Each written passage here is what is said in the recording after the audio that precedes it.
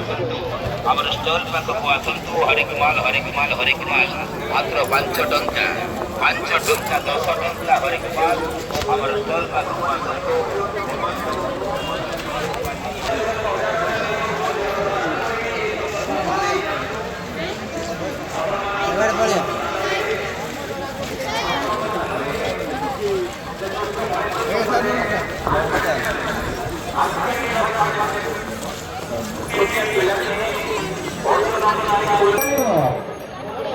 प्रत्येक दोकानी को अवलोकन जन जाऊँगी